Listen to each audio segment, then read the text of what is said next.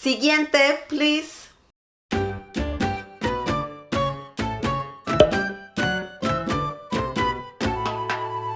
Hi everyone. The word of the day is siguiente. Siguiente. This is a Spanish adjective and it means next or following. Siguiente works with feminine and masculine nouns. The plural form is siguientes. Siguientes. Now let's see a few examples using siguiente. Me voy de vacaciones la siguiente semana. Me voy de vacaciones la siguiente semana. Pablo me llamó al día siguiente. Pablo me llamó al día siguiente. Que pase el siguiente, por favor. Que pase el siguiente, por favor. Miguel dijo lo siguiente.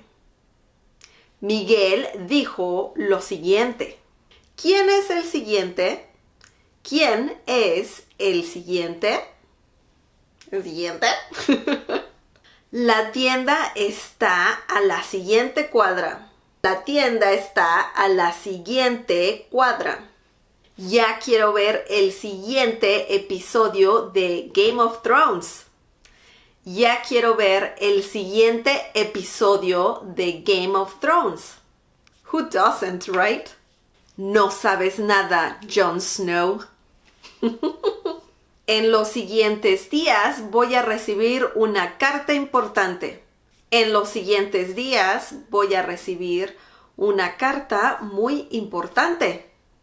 Okay, that was the word of the day. I hope you like this video. Don't forget to subscribe and also click on the bell icon so you can get notified every time I upload a new video. Feel free to send me nice comments or suggestions for future lessons at hola@smlessons.com.